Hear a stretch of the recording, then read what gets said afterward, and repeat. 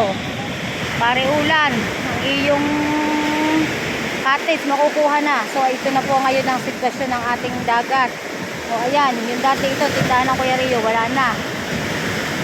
Binaklas na niya kasi ito na yung tubig sa unang cottage ng aking kumpare. Tingnan niyo naman ang alon. Kung gaanong siya ay galit na galit. Kaya yung aming mga guests, kinancel na, isasauli na lang yung kanilang down payment. O, yan. Ito nyo yung pwesto ng aming tindahan. Wala na. Nakuha na siya ng tuluyan ng dagat. Yan yung pinesahan namin, nakita nyo. O, tapos ito, yung blue house, yung para sa mga coast guard, yung dalawang convert na yon, nakuha na rin ng nakuha na ng tubig. Sa sobrang lakas ng alon, pero yun yung nadala siya. O, ayan, dito nakapwesto yung aming tindahan. Wala na. Ito yung nyug, mukhang madadala na rin siya. Yung mga nyug na yun, nyug na yan. Tapos ito, silipin natin yung dito.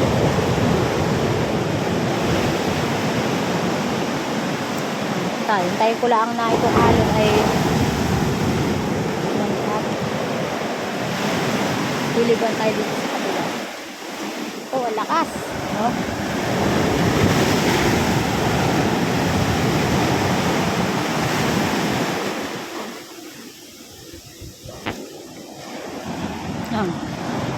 Tingnan nyo, may naghaharang dito ng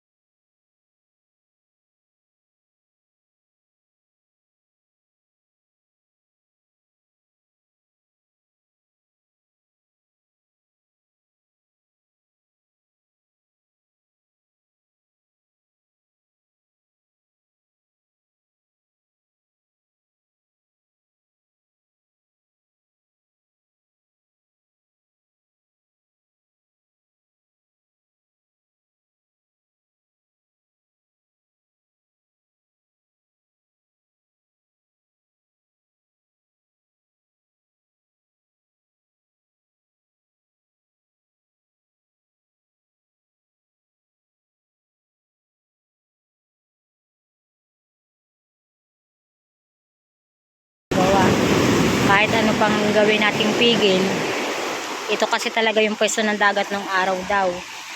O, ayan. Ayan.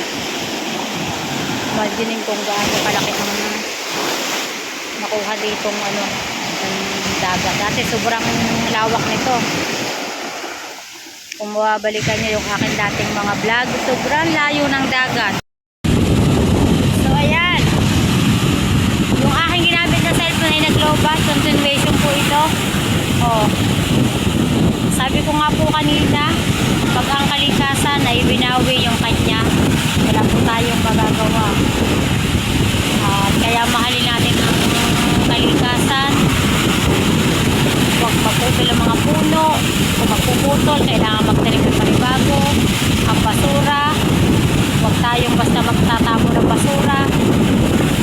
So ayan, tingnan nyo naman. Ito ang pangunahing kinabubuhay ng tao dito pag summer. Sadyang yung mga bangka, yung mga cottage, kasi po marami po talagang pumunta dito sa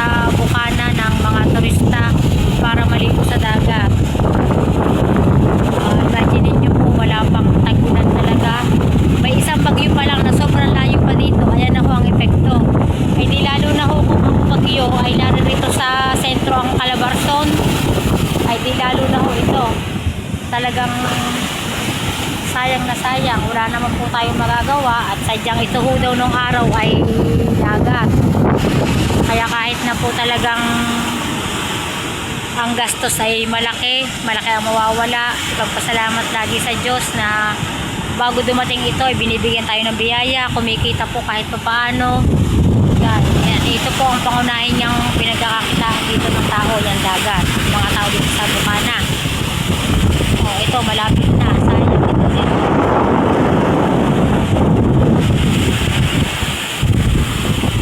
Kuya Harold, huwag ka dyan, baka madala ka ng tubig.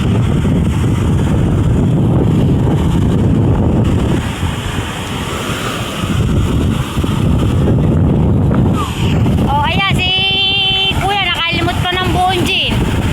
Tingnan mo nga naman pag sinuswerte. Tutoy! Baka dyan may mga pako. Huwag ka dyan. Ayaw nga. Tingnan nyo, ayan. Ayan. Nakalimot pa ng bilog. Ayun o. Buo pa nakasil. Kita nyo yan, mga nasayang dito na ano. Wala na. Dating